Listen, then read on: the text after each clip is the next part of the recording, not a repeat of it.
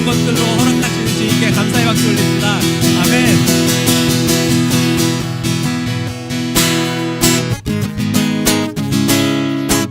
주님을 향한 우리의 사랑을 함께 올려드렸으면 좋겠습니다.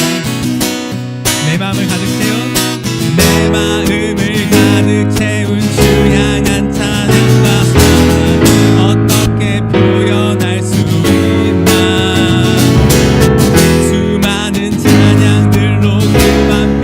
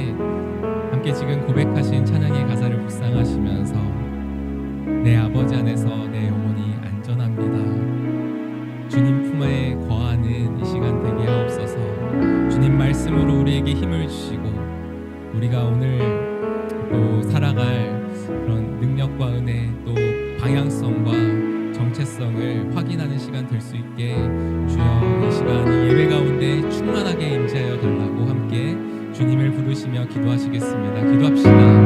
사랑하는 주님 감사합니다. 우리 가운데 찾아오셔서 말씀하여 주시고 또 우리의 영혼을 소생시키시는 그 주님의 은혜에 감사를 드립니다. 이 시간 우리가 주님을 사모하는 마음으로 주님 앞에 나아왔습니다. 우리 예배를 통하여서 하나님 성령께서 우리의 영혼을 소생시켜 주시고 아버지 우리가 마땅히 가야 될 길을 발견하게 하시고 아버지 그 길을 걸어갈 수 있는 힘과 능력과 믿음을 더하여 주십시오. 말씀으로 우리에게 아버지 감동하셔서 우리의 심령이 주님 안에서 새로워지는 시간 되게 도와주시고 우리가 드려지는 모든 기도의 고백과 찬양의 고백들이 아버지 하나님 앞에 온전히 흠양되어지는 아름다운 진실된 그런 고백으로 아버지 주님 앞에 올려드리시기를 원합니다. 우리 예배를 받아주시고 아버지 예배 가운데 주님의 영광 주님의 얼굴빛을 비춰 주옵소서. 주님을 사모합니다.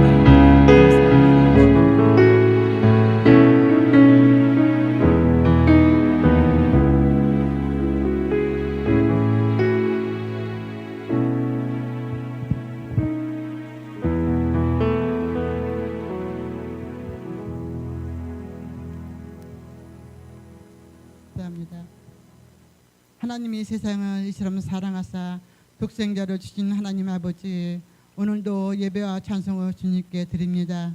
온 마음과 정성을 다하여 드리는 거룩하고 아름다운 예배가 되게 하여 주시고 영광받아 주옵소서. 먼저 한 주간 살아오면서 우리의 삶이 하나님 앞에서 진리를 따라 살아오지 못한 것을 회개합니다. 우리의 모든 생각과 마음으로 이웃사랑, 하나님 사랑, 이 말로만 사랑한 것이 회개합니다. 땅까지 복음을 전하라 명령하셨지만 가까이에 있는 이웃과 형제에게조차 제대로 전하지 못했습니다. 복음을 전하기 위해서는 성령을 받아야 전할 수 있는데 우리의 믿음이 연약하여 담대히 전하지 못했습니다. 우리에게 어디서나 주의 사랑을 전할 수 있는 성령 충만 말씀을 깨닫을 수 있는 지혜를 간구합니다. 하나님 아버지, 지금 세계는 처처 곳곳에서 일어나는 재앙과도 같고 사람들이 감당할 수 없는 많은 무서운 일들이 일어나고 있습니다. 전쟁과 지진, 홍수와 가뭄, 사람들이 잔혹하고 이유 없는 폭행과 살인, 양보 없는 독선과 욕심, 부모가 자식이 부모를 폭행하고 죽음으로 몰아가는 시대가 되었습니다. 이런 제약 속에서 살아가면서도 죄임을 깨닫지 못하고 망각 속에서 불안과 공포 속에 하루하루 살아갑니다. 이러한 세대에도 개선과 회복할 수 있는 방법은 그리스도 예수님의 사랑이 전파되고 그 안에 살아갈 때 희망이 살아나고 회복의 역사가 시작될 줄 믿습니다. 주님, 교회를 위하여 기도합니다. 10월에 있는 비전 트랩이 하나님의 은혜로 참석하는 모든 성도에게 하나님을 향한 비전이 세워지고 사역자로서 꿈도 이루어지게 하여 주옵소서. 9월 23일에 있을 필리핀 형제교회에 집중이 되어오는 형제들에게 아름답고 성도로서 꿈을 꿀 수 있는 방문이 되기를 기도합니다. 주님, 지금 이 나라 말할 수 없이 혼란하고 집단 이기주의와 타협이 없는 줄다리기를 하고 있는 정부와 의료진들의 일탈로 인하여 많은 환자들이 치료받을 수 있는 병원을 찾아 길에서 헤매고 있다고 합니다. 누구를 위한 의료개혁인지 국민들은 불안한 하루하루를 살아가고 있습니다. 하루속히 정신을 차리고 아파 고통하는 환자들과 가족들의 고통이 사라지고 의료진은 환자의 곁으로 돌아오고 개혁을 부르짖는 이 나라 정치인들은 정말 환자들의 빠른 안정과 쾌유가 급선무인 것을 인식할 수 있는 생각과 마음이 태어나기를 기도합니다. 사랑의 주님, 이웃을 내 몸과 같이 사랑하라 하셨습니다. 정말 내 생각, 내 마음 내려놓고 오직 주님의 마음과 생각으로 이웃 사랑을 할 수 있는 교회와 성도 되기를 기도합니다. 오늘 단위에 서신 담임 목사님 건강하게 하시고 말씀을 선포하실 때 그 말씀을 듣는 저희로 은혜 충만, 성령 충만 받는 시간이 되게 하여 주옵소서. 교육부서를 위하여 기도합니다. 유초등부, 중고등부, 청년부가 꿈과 비전을 가지고 도전하며 교회의 희망과 세상의 희망의 빛이 되게 하여 주옵소서. 교사는 교사로서 사랑과 헌신을 통하여 새싹들을 키우고 내일을 향한 꿈과 믿음의 길로 인도할 수 있는 작은 목자로서의 사명을 감당하게 하여 주옵소서. 셀을 위하여 기도합니다. 셀들이 부흥되게 하여 주옵소서.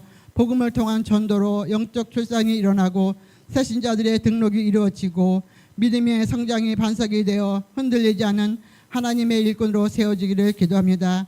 환자들을 위하여 기도합니다. 민태연 장로님을 비롯하여 여러 환자들이 있습니다. 주님의 능력으로 치료하여 주시고 마음의 평화와 위로가 함께하여 주옵소서.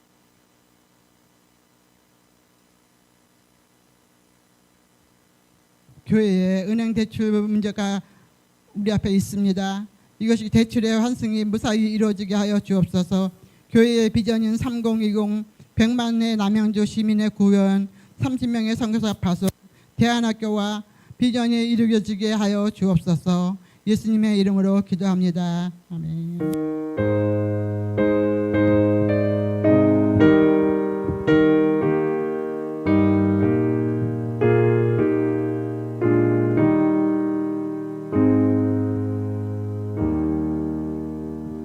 오늘 이 시간 주님께서 말씀 봉독하고 찬양 듣겠습니다. 네, 오늘 주님께서 우리에게 주신 말씀은 마태복음 6장 11절입니다. 다 같이 외워보셔도 될 것 같아요. 오늘로 시작하는 제가 사실은 말씀을 준비하다가 청년부에서 지금 나누고 있는 주기도문 강해를 여기에서도 함께 나누면 좋겠다 생각이 들어서 좀 주보와는 다른 점 이렇게 이해해 주시면 좋겠습니다. 다 같이 한 목소리로 마태복음 6장 11절을 봉독하겠습니다. 오늘 우리에게 일용할 양식을 주시옵고 아멘. 찬양 들으신 후에 말씀 듣겠습니다.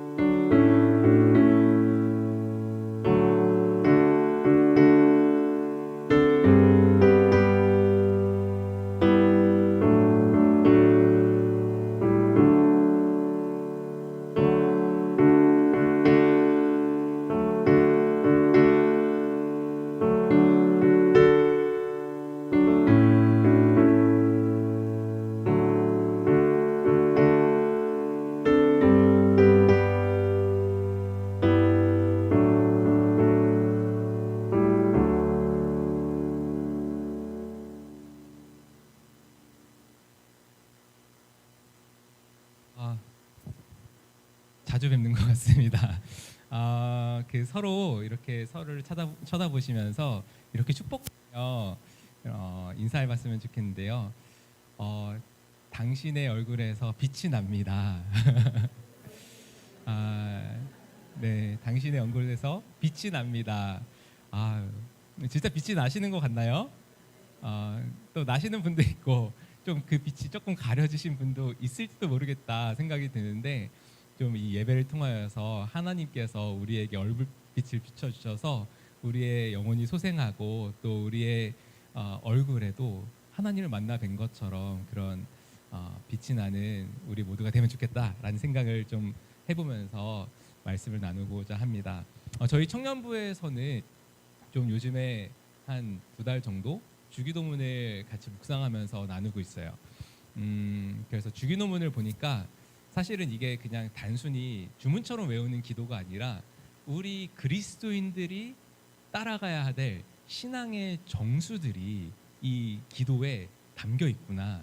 그래서 예수님께서는 이 기도를 하면서 그냥 단순히 우리가 이 기도를 할 뿐만 아니라 이 기도하는 사람들이 어떤 모습으로 살지 생각하고 또 그 모습을 따라서 우리가 좀 성장하기를 예수님께서 바라시는 것은 아닌가라는 생각들을 좀 해보게 되었어요. 그래서 원래 목사님께 좀 시편을 같이 좀 나누면 좋겠다고 어제 오전까지만 해도 그런 생각을 하다가 이런저런 뭐 여러모로 이 청년들뿐만 아니라 이곳에서도 짧게라도 나누면 좋겠다라는 생각이 들어서 오늘은 이제 마태복음 6장 11절 오늘 우리에게 일용할 양식을 주옵시고라는 그런 부분을 함께 묵상하면서 이 안에 담겨 있는 하나님의 마음은 어떨지 살펴보면 좋겠는데요. 주기도문의 전반부에는 어떤 내용들이 나오죠? 하늘에 계신 우리 아버지요. 우리가 기도를 드리는 그 대상이신 주님이 어떤 분인지 알려주고 있죠. 그리고 그 주님의 이름과 하나님의 이름과 또 하나님의 나라, 그 하나님의 뜻이 이 땅 가운데에서 이루어지기를 위해서 기도하는 것들을 예수님께서 먼저 이 기도의 전반부에 기도할 것을 가르쳐 주셨죠. 그러니까 기도는 일단 나의 계획과 나의 소원을 이루기 위해서 때로는 우리가 뭔가 램프의 지니처럼 하나님을 이용하고자 하는 그런 좀 신앙이 어릴 때는 그럴 수 있다라고 생각을 하지만 좀 그것에서 넘어서서 오히려 나를 향하신 또 우리를 향하신 이 교회를 향하신 이 땅을 향하신 하나님의 계획과 그 하나님의 소원을 발견하고 그 주님의 뜻에 뛰어드는 것, 그것이 주님께서 이 주기도문을 통해서 우리에게 가르쳐 주시고자 하는 아주 중요한 메시지가 아닐까라는 생각을 해보게 됩니다. 다 같이 따라해보면 좋을 것 같은데요. 주님의 뜻을 분별하고 그 주님의 뜻을 구하고 그 주님의 뜻에 따라 살아가는 것, 이것이 바로 예수님을 믿는, 예수님을 나의 주님이라고 고백하는 그리스도인들이 마땅히 걸어가야 될 길이라는 것을 예수님께서는 주기도문을 통해서 우리에게 알려주고 계신 것이 아닌가 생각을 좀 해보게 되었습니다. 그래서 이제 주님의 이름, 주님의 나라, 그 주님의 뜻을 위한 어떻게 보면 굉장히 장엄하고 우리의 그런 생각이 다 미치지 않는 그런 엄청난 기도를 우리가 합니다. 그죠? 그리고 나서 이제 우리 자신을 위해서 기도를 어떻게 하라고 하시냐면은 오늘 우리에게 일용할 양식을 주시옵고라고 기도를 하라고 예수님께서 말씀을 하시죠. 그래서 이 기도에 담긴 의미가 무엇인지 함께 살펴보면 좋겠는데, 일용할 양식이라고 했을 때 여러분은 구약에 어떤 이미지들이 떠오르시나요? 그쵸? 만나가 떠오릅니다. 광야 속에서, 광야를 이제 이스라엘 백성들이 걸어갈 때 매일매일 내려주시던 그 하늘에서 내려오는 그 만나, 아침마다 매일 새벽마다 하나님께서는 광야길을 걸어가고 있는 이스라엘 백성에게 만나를 내려주셨죠. 하나님께서 이제 출애굽기 16장 4절에 보니까 매일 먹을 만큼만 거두라고 얘기를 하세요. 그러니까 이제 그 하루가 지나면 그 만나가 어떻게 되죠? 썩어버리죠. 먹을 수 없게 됩니다. 그래서 매일매일 그 거두어들이는 수고를 이스라엘 백성은 해야 됐어요. 그러면서 이 이스라엘 백성들은 어떤 것들을 생각하면서 걸었을까? 그냥 왜 굳이 이렇게 귀찮게 비효율적으로 하나님께서 일하시나? 그냥 하루에 하루 정도 이렇게 거두면 일주일 정도 좀 살면 좋을 텐데, 아니면 그냥 편하게 한 6개월 정도 먹을 수 있을 정도로 우리가 쌓아 놓으면은 가끔가다 이제 들판에 나가서 새벽에 깨기도 힘든데, 그죠? 좀 그렇게 좀 생각하지 않았을까. 근데 하나님께서는 매일마다 아침에 나가서 만나를 거두라고 얘기를 하시죠. 그러니까 이제 결국에는 오늘 하루를 살아가기 위해서는 그 날의 은혜가 필요하다는 것들을, 그 하나님을 또 신뢰하고 우리가 움직여야 된다라는 것들, 믿음으로 움직여야 된다는 것들을 예수님께서는, 그 하나님께서는 광야를 걸어가는 이스라엘 백성에게 얘기를 하고 있는 것이죠.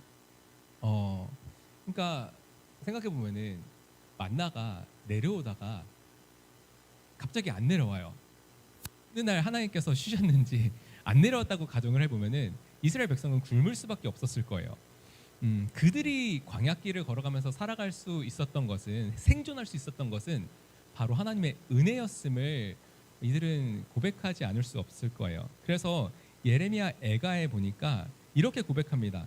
주님의 한결같은 사랑이 다함이 없고 그 긍휼이 끝이 없습니다. 주님의 사랑과 긍휼이 아침마다 새롭습니다. 그 주님의 신실하심이 큽니다. 아침마다 그 주님의 사랑과 긍휼이 만나를 거두면서 이들은 느껴졌지 않았을까. 오늘 하루도 주님의 은혜로 말미암아 우리가 생존할 수 있구나. 배를 굶지 않아도 되는구나. 오늘 하루 살아갈 은혜를 하나님께서 내려주시는구나. 그러면서 감사하고 그런 찬양을 드리고 기뻐할 수 있었던 것이 아닌가라는 생각들을 좀 해보게 돼요. 예수님께서는요, 자신을 따르는 제자들에게도요, 동일하게 일용할 양식을 구하며 살라고 이야기를 하십니다. 이스라엘 백성이 매일 만나를 거두어서 그 만나를 먹고 살았던 것처럼 하나님 나라의 백성, 하나님의 자녀된 우리는 매일같이 하나님을 의존해야 된다. 하나님을 의존하지 않으면 우리는 배를 곪을 수밖에 없다라는 것들을 우리는 좀 심각하게 생각해 볼 필요가 있는 것 같습니다. 사실 우리는 그런 생각을 하는 것 같아요. 여러분 어떠신가요? 이제 직장을 다니시고 또 사업을 하시는 분들은 내가 열심히 노력을 해서 땀을 흘려서 내가 번 돈으로 이제 나의 가족을 이제 먹이고 살리고 입히고 또 이렇게 하죠. 근데 그러다 보면은 어느 순간 내가 노력해서 내가 애써서 내가 생존하는 것처럼 그렇게 착각하게 되는 경우가 있는 것 같습니다. 내가 이만큼 노력했으니까 나는 이 정도 누릴 수 있는 자격이 있어 하면서 좀 그런 뭔가 좀 중요한 것들을 놓치는 것이죠. 이스라엘 백성이요, 광야길을 이제 마치고 가나안 땅에 들어갔을 때 굉장히 풍성한 음식들이 주어졌습니다. 40년 동안 만나만 먹다가, 만나 메추라기만 먹다가 이제 젖과 꿀이 흐르는 땅, 아주 맛있는 과일들도 또 식물들이 자라고 또 다양한 고기들도 맛볼 수 있었을 거예요. 근데 그곳에서 누리는 풍성함을 인하여서 얼마나 자주 이들이 하나님을 잊어버렸는지 모릅니다. 광야에서는요, 오직 하나님을 따라가는 것만이 생존하는 방법이었어요. 불기둥과 구름기둥을 쫓아가지 않으면요, 광야에서 이들은 생존할 수 있는 방법이 없었어요. 하나님께서 광야에서 물을 내시지 않으면은 목말라서 죽을 수밖에 없는 그런 사람들이었습니다. 그런데 그 모든 것들이 풍족하게 예비되어 있는 가나안 땅으로 들어갔을 때 이들은 처음에는 하나님께 감사하지만 어느 순간 나도 모르게 하나님께 감사하고 또 하나님께서 이 모든 것들을 주셨다는 것들을 잊어버리는 것 같아요.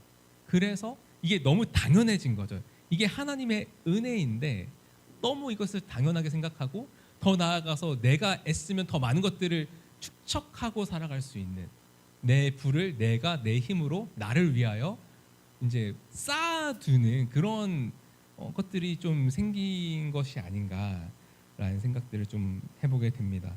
근데 사실은 그것이 아니었죠. 그 가나안 땅에서 우리가 먹고 마시는 것도 사실은 하나님의 은혜가 없이는 불가능한 것임을 우리가 잊어서는 안 됩니다. 하나님께서 우리에게 산소를 주지 않으셨다면, 하나님께서 때에 따라 맞게 비를 내려주시 않으셨다면 이들은 아무리 노력한다고 해도 아무리 애쓴다고 해도 적어도 농경 사회에서는 소출이 보장이 되지 않는 그런 사회였던 것이죠. 그러니까 이들은 은혜를 의지하지 않으면 살아갈 수 없음을 고백해야 했습니다. 뭐 우리가 지금 농사를 짓는 분들이 많지 않지만 돈을 벌고 하더라도 결국에는 이 우리가 먹고 마시는 것들이 내가 애써서 성취해낸 것도 물론 있을 수 있지만 기본적으로는 이 모든 것들이 하나님께서 주시지 않으면 불가능한 것임을 우리가 좀 기억할 필요가 있습니다. 이 은혜를 발견하는 사람과 아니면 이것이 나의 애씀과 이런 것들로 이렇게 해석되어지는 사람의 삶의 태도는 되게 달라질 거예요. 은혜라고 고백하는 사람들은 어떻게 해요? 감사하면서 살 수 있겠죠. 이게 내가 잘나서가 아니라 이것이 하나님의 은혜구나. 그래서 이런 모든 것이 은혜라고 우리가 찬양도 많이 하는데 그런 고백을 진심으로 하면서 우리 안에서 기쁨이 넘쳐나고 감사가 넘쳐나고 그런데 내가 애써서 내 통장에 내 돈을 잔고를 채워 나가는 그런 것을 우리가 기뻐하고 그런 것에 우리의 마음을 다 빼앗기면 그래서 하나님이 들어가실 틈새조차 없으면 우리는 그 감사를 또 기쁨을 진짜 기쁨을 잃어버릴 것입니다. 그래서 이 일용할 양식에서 가장 중요한 우리가 기억해야 될 것은 우리가 과연 누구를 의존하고 있느냐, 내 노력과 나의 힘, 나의 희생인가, 아니면 이 모든 것을 가능하게 하시는 하나님인가. 결국 우리의 내면의 우리의 믿음의 자세 아닐까라는 생각들을 좀 해보게 됩니다. 그런 우리의 마음을, 그런 우리의 연약함을 하나님께서 너무 잘 아셨을 거예요. 예수님께서는. 그래서 제자들에게 너희들을 위해서 기도할 때 먼저 오늘 우리에게 일용할 양식을 구하면서 그 하나님의 은혜를 헤아려 볼 것을 우리에게 말씀하고 계신 건 아닐까라는 생각들을 좀 해보게 됩니다. 또한 또 내게 필요한 것보다 많이 또 주시는 경우가 있습니다. 그죠? 그런 경우에 또 나를 위해서 쌓아놓기보다는 이웃들의 필요를 돌아보는데 사용하는 것과도 또 이렇게 이 기도가 연결되어 있는데 이건 좀 이따 좀 더 살펴보면 좋겠습니다. 아무튼 이 기도는 돈을 적게 벌겠습니다 이런 기도라기보다는 나는 돈의 노예가 되지 않겠습니다. 그리고 주님께서 나를 이 재정의 청지기로 세워주셨으니 이것을 주님의 뜻에 맞추어서 이 기도가 선행되어 있었잖아요. 사실은 하나님의 뜻이 이 땅 가운데 이루어지게 하옵소서. 그런 모든 배경 속에서 일용할 양식이 나온, 그러니까 이 재정을 사용하는 데에서도 하나님의 뜻에 따라 살아가기를 고백하는 것이 당연히 이렇게 담겨 있겠죠. 근데 우리는 또 이 기도를 통해서 우리의 육체의 생명뿐만 아니라 우리의 영적인 생명도 하나님께 달려있다는 것을 고백하고 확인할 수가 있는 것 같아요. 예수님께서 요한복음을 보면요, I am, 나는 누구다 이렇게 얘기하시는 장면이 5개가 나오는데요. 나는 뭐 길이요 진리요 생명이다, 나는 양의 문이다, 이렇게 하면서 또 뭐라고 말씀하시죠? 나는 생명의 떡이다. 본인을 떡으로 비유를 하십니다. 그래서 나를 먹고 마시라 이렇게 얘기를 하시죠. 나를 먹고 마시지 않으면은 나와 상관이 없고 이렇게 그 하나님과 관계를 맺으며 살아갈 수 없다라고 이야기를 하시는데 이것이 사실은 아담의 근본적인 문제를 회복하는 길이기도 했던 것 같아요. 아담의 근본적인 문제가 뭐였을까요? 아담과 하와의 근본적인 문제, 그것은 더 이상 하나님을 의존하지 않고 다른 것들을 의존해서 살겠다. 내가 나의 삶의 주인이 되어서 내 뜻대로 내 마음대로 내가 원하는 것을 내가 원할 때 하면서 살아가고자 하는 자기중심적인 태도가 바로 이 죄의 근원적인 문제거든요. 아담 이후에 사람들은 지금까지 하나님 없이 스스로 살아가고자 합니다. 요즘에 그 광고 영화관이나 이런 텔레비에서 나오는 광고들을 보면은 그런 메시지가 되게 많이 있는 것 같아요. 좋으면 됐어. 좋으니까 됐어. 이거였나? 아무튼 너의 마음에 들면은 그거 해. 그게 행복한 삶이야라고 세상은 계속 우리에게 이야기를 합니다. 너의 중심에 있는 욕망을 너가 외면하지 말고 그것을 위해서 살아. 그게 진짜 너를 위해서 살아가는 삶이야라고 이야기하는 세상 속에서 성경은 뭐라고 해요? 그것은 참람된 것이다.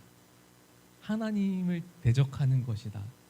그것으로는 너희가 진짜 행복할 수 없다. 사실은 우리가 하나님 없이 살기 위해서 되게 많은 장난감들을 만들어냅니다. 우리의 시간을 그런 뭐 요즘에는 뭐 유튜브 보고 또 게임도 뭐 하시는 분이 있는지 모르겠어요. 청년들은 좀 있고 또 그 뭐 테레비 보고 좋은데 그런 것들로 우리의 외로움을 달래고 그런 것들로 우리의 허물을 채우려고 하고 그렇게 할 때 사실은 우리의 진짜 영적 빈곤과 허물을 잊어버리게 만드는 그것들을 채워주시는 하나님을 만날 기회를 상실하는 경우가 참 많이 있는 것 같습니다. 예수님께서 제자들과 마지막 식사를 하시면서 떡을 떼어주시면서 이것이 너희를 위한 나의 살이다. 또 포도주를 주시면서 이것이 너희를 위해 흘리는 나의 피다. 이렇게 얘기를 하시면서 이 살을 먹고 이 잔을 마시라 말씀하시죠. 우리는 그런 성찬식을 하면서 예수님께서 우리를 향하신 그 은혜를 기억하면서 내가 진짜 이렇게 주님의 자녀로 살아갈 수 있는 것은 주님의 은혜입니다. 이렇게 고백을 하죠. 그렇기에 그리스도인들은 나의 영혼의 일용할 양식을 위해서 이렇게 기도하는 것 같습니다. 이 땅에 있는 수많은 좋은 것들 중에서 그 어떤 것이라고 할지라도 이것이 나의 영혼의 만족을 채울 수가 없습니다. 나의 영혼의 필요를 채울 수가 없습니다. 내 영혼이 하나님과 올바른 관계를 맺고 오늘 살아갈 수 있는 것은 오직 생명의 떡으로 나에게 찾아오신 예수 그리스도 때문입니다. 나는 그 주님께 당신에게 의존합니다. 주님께 나의 영혼을 맡겨드립니다. 오늘 하루 주님 안에서 내 영혼이 살아 숨쉬게 하옵소서. 우리가 오늘 일용할 양식을 주시옵고라는 기도를 하면서 이런 기도를 드릴 수 있지 않을까 좀 생각을 해보게 됩니다. 좀 넘어가서요. 자, 이제 사실은 우리는 때로는 그런 생각을 할 수 있는 것 같아요.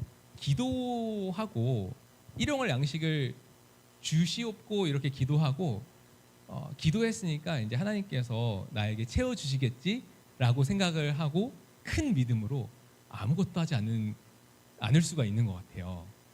그게 과연 큰 믿음일까? 사실은 나는 아무것도 하지 않을 테니 하나님께서 나를 책임져 주세요 라는 것은 성경에서 가르쳐주는 그런 우리를 향하신 하나님의 뜻은 아닌 것 같아요. 성경은 처음부터 끝까지 일관되게 정당한 노동의 대가로서의 양식을 얻게 됨을 가르칩니다.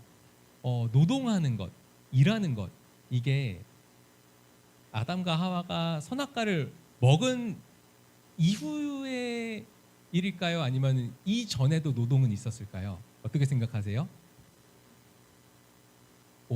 네, 갈리는 것 같은데요. 사실은 이 노동은요, 타락 이전부터 있었습니다. 타락 이전부터 이름을 지어주라. 그리고 다스리라. 이게 노동이었어요. 하나님께서는 이 땅의 피조물을 너희가 아름답게 경영해서 이 내가 만든 이 피조 세계를 가꾸어 나아갈 것을 사람들에게 말씀하셨습니다. 아담과 하와에게 그런 책임을 주셨어요. 문제는 뭐예요? 죄악으로 말미암아 이 노동의 그런 대가를 온전히 우린 누릴 수 있지 못하게 되었습니다. 옛날에는요, 옛날이라고 하면 에덴 동산에서는요, 그냥 우리가 노동하면 그에 걸맞는 대가를 온전하게 누릴 수 있었다면 지금 타락 이후에는 우리가 노동한 것만큼 그냥 우리가 내가 열심히 애써봐도 그에 맞는 대우를 받지 못하는 것 같은 경우가 많이 있잖아요. 그런 생각이 많이 듭니다. 그것은 어떻게 보면은 죄로 말미암아 왜곡되고 깨어진 세상에서 살아가는 우리가 필연적으로 마주하는 현실 같은 거라는 생각이 드는데요. 그쵸. 너는 얼굴에 땀을 흘려야 나자들 먹을 수 있을 거야 라고 이야기를 하십니다. 그러니까 이제는 노동이 힘든 게 되어버린 것이죠. 사도 바울은 우리에게 데살로니가 교회에 그런 사람들이 있었나 봐요. 그러니까 묻어가려는 사람들, 이제 그냥 다른 사람들의 등에 엎여서 가려는 사람들, 노동도 안 하고 수고도 안 하고 그런 사람들이 좀 공동체 안에서 문제를 일으켰던 것 같습니다. 그래서 바울이 우리가 여러분과 함께 있을 때 일하기를 싫어하는 사람은 먹지도 말라 이런 얘기를 거듭 말했대요. 데살로니가 교회에서 바울이 너무 답답하니까 그런 얘기를 거듭 말했겠죠. 그냥 한두 번이 아니라 거듭 말했다는 것은 그 문제가 데살로니가 교회 안에 좀 심각했음을 보여주는 것일 텐데, 그러니까 이제 수고하고 그의 땀방울에 또 그 열매를 따서 먹는 것이 성경에서 말하는 것이다. 그렇죠.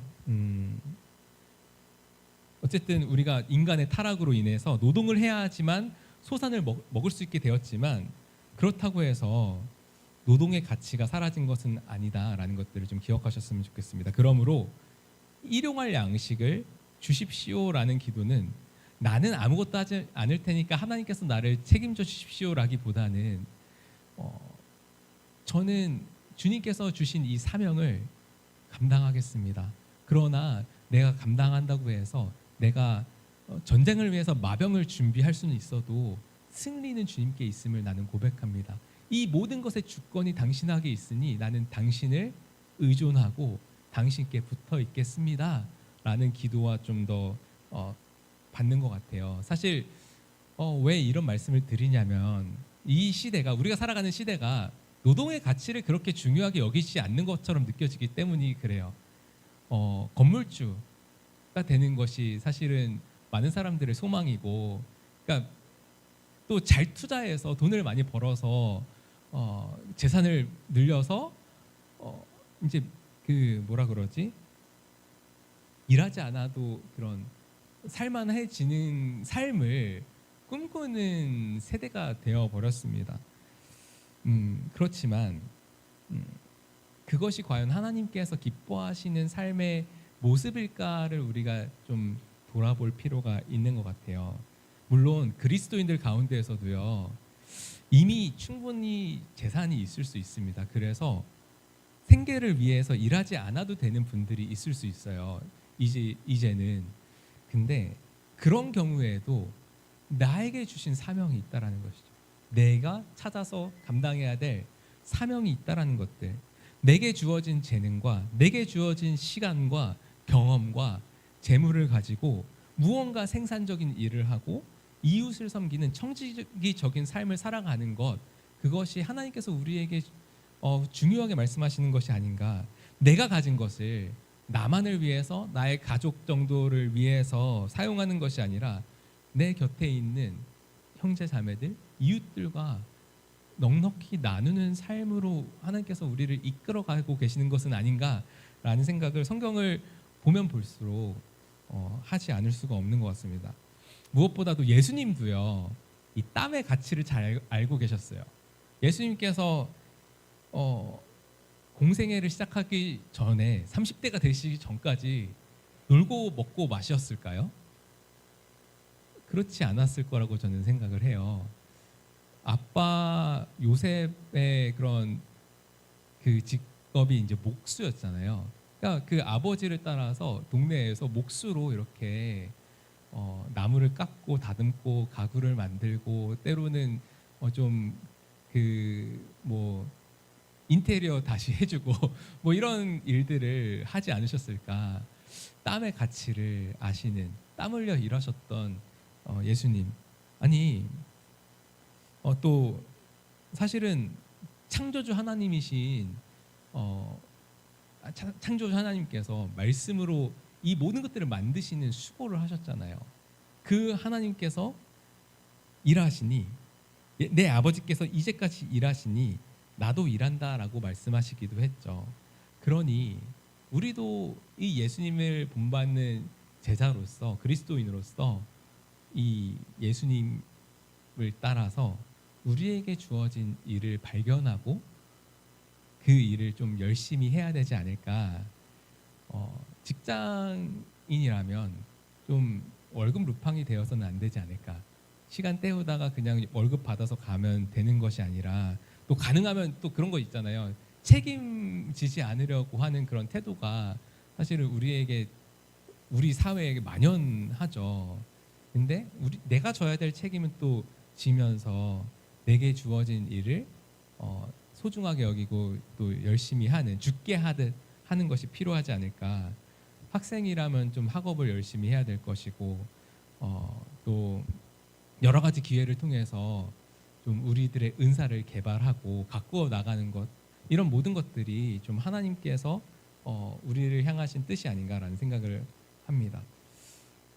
또 세 번째로요, 이 일용할 양식을 주옵시고라는 기도는 공동체로서 드리는 기도이기도 합니다. 헬라어 원문에 보면요, 이렇게 나와 있어요. 오늘 우리에게 우리의 일용할 양식을 주옵시고. 오늘 우리에게 일용할 양식을 주옵시고 하면은 오늘 우리에게 내 일용할 양식을 주옵시고라고 기도하는 것처럼 느껴질 수가 있는 것 같아요. 나의 일용할 양식을 주옵시고라고 우리는 좀 착각하면서 기도할 때가 있는 것 같습니다. 그런데 예수님께서 이 기도를 가르쳐 주실 때 원래의 의미는 우리의 일용할 양식을 주옵시고라고 기도하라고 가르쳐 주셨다라고 합니다. 그러니까 이 주기도문은요, 사실은 나 홀로 신앙생활 하는 사람들이 드리기 진짜 힘든 기도예요. 계속 우리 아버지여, 우리의 일용할 양식을 주옵시고, 우리의 죄를 사하여 주옵시고. 우리가 계속 반복됩니다. 주기도문에서 가장 많이 나오는 단어가 우리예요.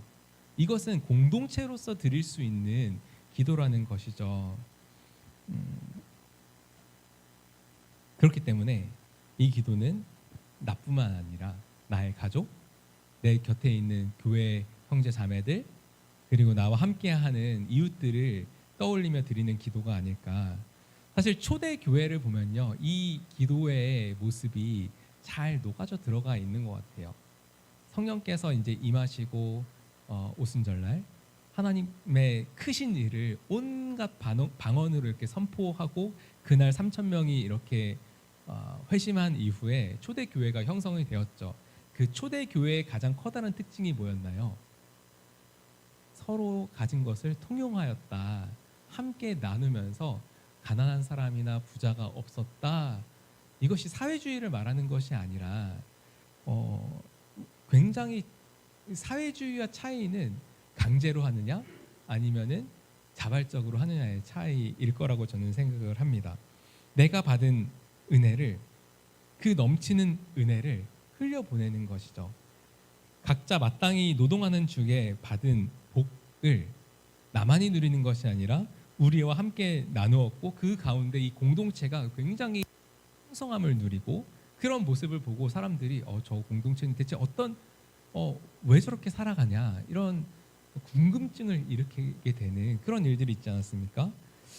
그렇기 때문에 이 기도는 이런 기도이기도 한 것 같아요. 하나님께서 나에게 내가 살아가는 것보다, 내가 일상생활을 유지하고 영위하는 것보다 더 많은 것들을 은혜로 부어주실 때는 그것들을 나만을 위해서 살아가는 것이 아니라 다른 이들을 위해서 나누겠습니다 라고 이렇게 고백하는. 또 한편으로는요, 애써 보아도 아까 말씀드렸던 것처럼 우리가 노동한다고 해서 그에 대한 온전한 대가를 다 받지 못하는 경우가 때로 있습니다. 임금 체불도 있고요. 제가 지금 친한 그 동생 중에 연극하는 친구가 있는데 임금 체불을 지금 3개월째 받지 못해서 임금을 체불당해서 어떡하냐, 되게 힘들어하는 이야기를 최근에 들었거든요. 그러니까 이런 가정 속에서 참 우리는 공동체로서 어떻게 해야 되는가? 어떤 사람들은 뭐 스스로 노력하지 않아서 좀 힘들게 사는 분들도 있을 수 있겠지만 이 사회의 구조가 어떻게 보면 기울어진 운동장으로 표현을 할 만큼 좀 불평등이 심화되어져 있기 때문에 벌어지는 일들도 있으니까요. 이런 세상 속에서 우리는 그리스도인으로서 어떻게 살아가야 하지? 우리가 이런 것들을 고민해 봐야 된다라는 것이죠. 그래서 이런 것들이 제가 이제 캠퍼스에 있을 때 좀 그런 일들이 참 많이 있었던 것 같아요. 같이 밥 먹으러 가요. 이제 맨날 밥을 사 먹어야 되잖아요. 밖에 나와 있으니까. 근데 어떤 지체들 같은 경우에는 진짜 재정이 너무 좀 부담이 돼가지고 같이 밥 먹으러 가는 것조차도 어려워하는 친구들이 있고 맨날 돈 없어서 굶고 다니는 애들도 있었어요. 이 시대에 뭐 5년 전 일인데 그래서 좀 그런 것들을 좀 해봤거든요. 지정헌금이라는 걸 해본 적이 있어요. 그러니까 우리가 공동체로서 살아가다 보면은 내 주위에 있는 형제 자매들 중에 재정적으로 굉장히 힘든 처지에 있는 사람이 눈에 들어올 때가 있잖아요. 그럴 때 사실은 개인적으로 이제 좀 돈을 흘려 보내주기도 하지만 그게 또 받는 사람 입장에서 또 자존심도 있고 또 공식적이지 않은 것 같고 또 어려워하는 경우도 있는 것 같아요. 그때 이제 그 CC 공동체가 하나의 플랫폼이 되어 주어서 그 받는 사람의 이름으로 지정 헌금으로 헌금을 하면 이제 오롯이 그 헌금은 그 지체를 위해서 흘러가게 하는 것들을 하면서 이게 우리가 함께 공동체로 세워져 가는 데 있어서 되게 좀 건강성을 유지하기 위해서 좀 좋은 제도인 것 같다라고 생각을 한 적이 있었거든요. 아무튼 이런저런 모습으로 우리가 옆에 있는 지체들의 필요를 좀 돌아볼 수 있으면 좋겠다라는 생각들을 좀 해보게 됩니다. 사실 캠퍼스에서 제가 간사로 살다 보니까 이런 그 기도해 주시고 후원해 주시는 분들을 참 많이 만나게 돼요. 근데 사실은 저희 소명교회에서도 그런 모습들을 되게 많이 발견해서 진짜 멋지신 분이 너무 많다라는 생각들을 하는데 필리핀 형제 교회 올 때 또 이런저런 모습으로 섬겨주신다는 이야기를 듣고 되게 자발적이기도 하고 참 재정을 아름답게 쓰시는 것 같다. 그래서 이 설교가 사실은 필요하지 않을 수도 있겠다. 그렇지만 또 우리가 기본을 다시 한번 돌아보는 건 중요한 일이니까요. 그래서 참 또 졸업한 선배들이 저희가 이제 선교를 간다거나 아니면 수련회 갈 때 요즘 수련회비가 CCC 수련회가 25만 원이에요. 1인당. 그러니까 학생들이 부담하기엔 좀 뭐라 그럴까?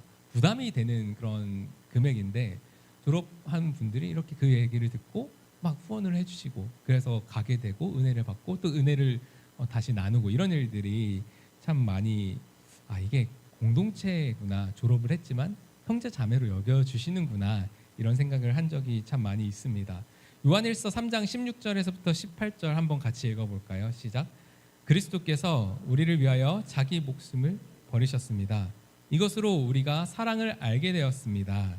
그러므로 우리도 형제 자매를 위하여 목숨을 버리는 것이 마땅합니다.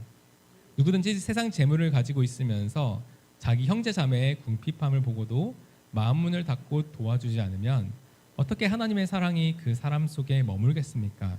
자녀된 이 여러분, 우리는 말이나 혀로 사랑하지 말고 행동과 진실함으로 사랑합시다. 아까 오전 예배 때 목사님께서 사랑은 동사다. Love is verb. 사랑은 동사다. 이렇게 말씀하셨는데 이 구절이 바로 그 이야기를 해주고 있는 것이 아닌가 생각을 하게 됩니다. 여기서 조금 더 확장하면요. 사실은 우리가 형제 자매들을 돌아보는 것을 넘어서 우리가 살아가고 있는 세상에 관심을 가질 수가 있다고 저는 생각을 해요. 수많은 사람들이 일용할 양식이 없어서 좀 힘들어하는 것들을 사실 우리가 관심을 가지면 그런 예들을 참 많이 좀 발견할 수가 있죠. 우리나라는 그런 친구들이 많지는 않지만 여전히 하루하루 먹고 사는 것이 힘든 분들이 있고 소외된 사람들이 있죠. 또 우리나라를 벗어나면 더 심각하고요. 하나님께서는 우리에게 우리가 속한 공동체의 그런 바운더리를 좀 넘어서서 그 사랑을 흘려보낼 것을 얘기하고 계시지 않을까. 우리가 일용할 양식을 이야기할 때 그 우리의 일용할 양식에 여러분이 그 기도를 하실 때 그 우리의 바운더리는 얼마나 넓으신가요? 우리라고 고백할 수 있는, 사실은 셀, 가족, 또 우리 소명교회, 근데 그 넘어서의 그런 뭔가 좀 지경이 넓어지는 그런 것들을 우리가 꿈꿀 수 있다면 우리의 삶의 지경이, 우리의 풍성함이 더 커지지 않을까 생각들을 좀 해보게 됩니다. 우리는 예루살렘과 온 유대에서뿐만 아니라 사마리아와 땅끝에 가서도 증인으로 살아가도록 부름을 받은 사람들입니다. 성령께서 이것을 가능하게 하실 거예요. 워낙에 자기중심적인 사람들이 모여서 은혜가 필요해서 또 하나님 앞에 엎드려져서 그 은혜를 구하고 오늘 일용할 양식을 주옵소서 고백하는 연약한 우리들이지만, 하나님께서는 성령님을 통해서 우리가 좀 더 다른 이들을 돌아보는 그런 사람들로 성숙하게 하고 자라가게 하시기를 기뻐하시는 분이심을 우리가 기억했으면 좋겠습니다.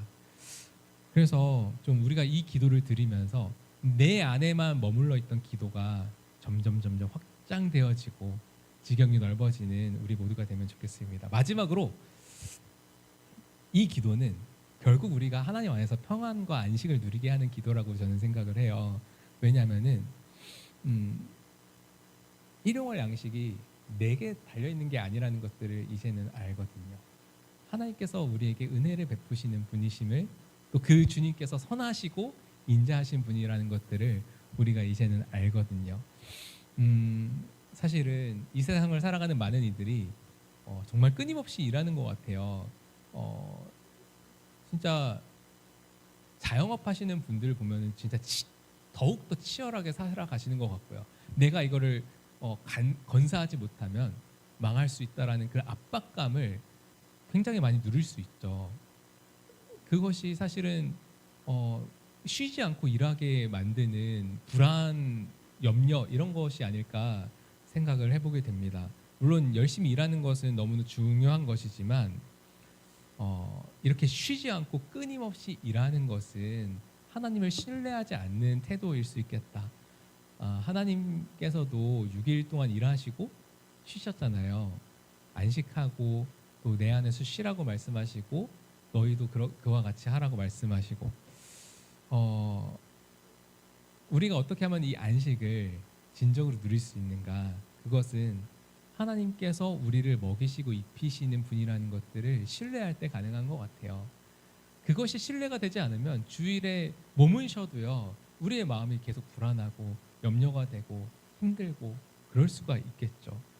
그러나 우리가 우리의 노력과 열심으로 일해서 먹고 마시는 것이 아니라 그 배후에 계신 하나님의 사랑이 있고 배려가 있고 풍성한 은혜가 있음을, 그리고 그 은혜로 말미암아 우리가 살아갈 수 있음을 발견할 때 좀 상황이 어렵더라도 환경이 힘들더라도 좀 일희일비하지 아니하고 또 다른 사람보다 더 많이 가지려고 전전긍긍하지도 아니하고 그냥 열심히 오늘 하루 주어진 것들을 애쓰고 일하고 또 쉼도 가지면서 평안을 누리며 살아갈 수 있는 것이 아닌가 생각을 좀 해보게 됩니다. 더 나아가서 이 기도는요, 여러분 그런 상상해 보신 적 있으세요?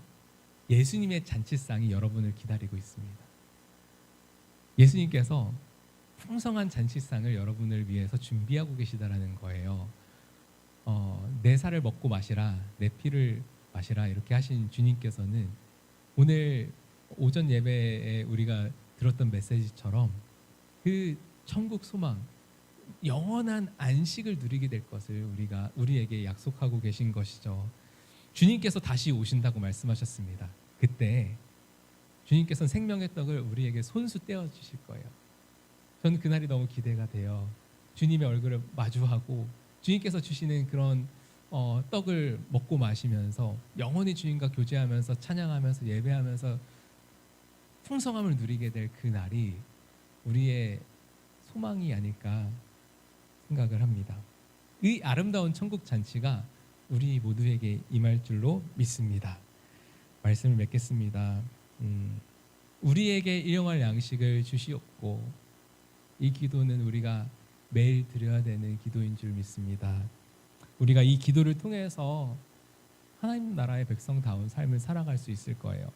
이 세상의 방식과는 다른 생존 방식. 세상 사람들은 내가 열심히 일해서 먹고 마시고 누리고, 그래서 좀 더 운이 좋아서 놀고 먹고 마시고 즐길 수 있으면 좋다고 생각하지만, 그렇지만 우리는 하나님을 의존하면서 살아가는 그런 은혜가 필요한 사람임을 고백하는 거죠. 우리가 이 기도를 진심으로 드리기 시작한다면 우리들의 삶의 태도가 조금 바뀔 수 있지 않을까? 조금이 아니라 조금 더 드라마틱하게 바뀔 수 있지 않을까요? 굉장히 변혁적인 기도라고 저는 생각을 합니다. 매일 우리가 이 기도를 드렸으면 좋겠습니다. 그래서 우리 주님께서 우리의 삶을 통해서 이루고자 하시는 하나님의 뜻이 우리의 삶을 통해서 일어날 수 있도록, 드러날 수 있도록 매일 오늘 우리에게 일용할 양식을 주옵시고 라고 기도하는 저와 여러분 되면 참 좋겠습니다. 이 시간 반주가 가능하실까요? 내용은 안전합니다. 짧게 찬양하고 기도하고 좀 주님께 우리의 마음을 드렸으면 좋겠습니다.